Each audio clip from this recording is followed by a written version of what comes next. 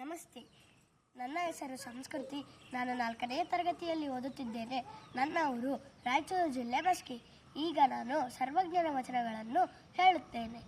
ಸರ್ವಜ್ಞನೆಂಬೋನು ಗರ್ವದಿಂದಾದವನೇ, ಸರ್ವರೊಳ ಒಂದೊಂದು ನುಡಿ ಕಲಿತು ವಿದ್ಯೆಯ ಪರ್ವತವೇ ಆದ ಸರ್ವಜ್ಞ. ಆಸೆ ಇಲ್ಲದ ದೋಸೆ, ಮೀಸೆ ಇಲ್ಲದ ಮೋರೆ, ಬಾಸಿಂಗ ಇಲ್ಲದ ಮದುವೆ, ಈ ಮೂರು ಹೇಸು ಕಾಣೆಯ ಸರ್ವಜ್ಞ. 7 ಕೋಟಿಯೇ ಕೋಟಿ, 7 ಲಕ್ಷವೇ ಲಕ್ಷ, 7070 ವಚನಗಳನ್ನು ಹೇಳಿದನು ಕೇಳಿ ಸರ್ವಜ್ಞ. ಸೇಂದಿಯನ್ನು ಸೈವಿಪನು, ಹಂದಿಯಂತಿಯುತಿಯನು, ಹಂದಿಯೊಂಡರೆ ಉಪಕಾರಿ, ಕುಡುಕ ಹಂದಿಗೂ ಕಡೆನು ಸರ್ವಜ್ಞ. ಸಜ್ಜನರ ಸಂಘವದು ಹೆಜ್ಜೆಯನ ಸವಿದಂತೆ, ದುರ್ಜನರ ಸಂಘವದು ಬಚ್ಚರ ಕೊಚ್ಚೆ ಅಂತಿಯುವುದು ಸರ್ವಜ್ಞ.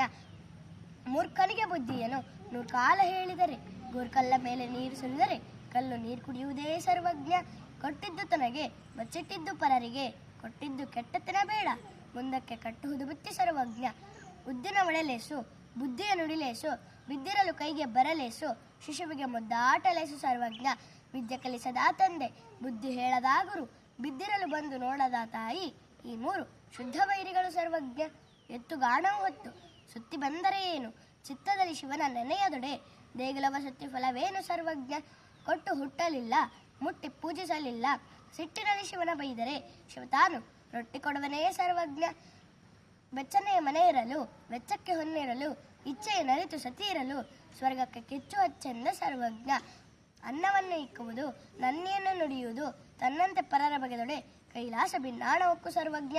ಪುಷ್ಪವಿಲ್ಲದ ಪೂಜೆ, ಅಶ್ವವಿಲ್ಲದ ಅರಸ, ಭಾಷ್ಯ ಭಾರದಳ ಗೆಳೆತನವು ವ್ಯರ್ಥ ಕಾಣೆಯೇ ಸರ್ವಜ್ಞ. ಅಡಿಕೆ ಇಲ್ಲದ ವೀಳ್ಯ, ಕಿಡಕಿ ಇಲ್ಲದ ಮನೆಯು, ಒಡಕು ಬಾಯಿವಳ ಮನೆ ವಾರ್ತೆ, ಎಣ್ಣೆಯ ಕುಡಿಕೆ ಒಡೆದಂತೆ ಸರ್ವಜ್ಞ. ಧನ್ಯವಾದಗಳು.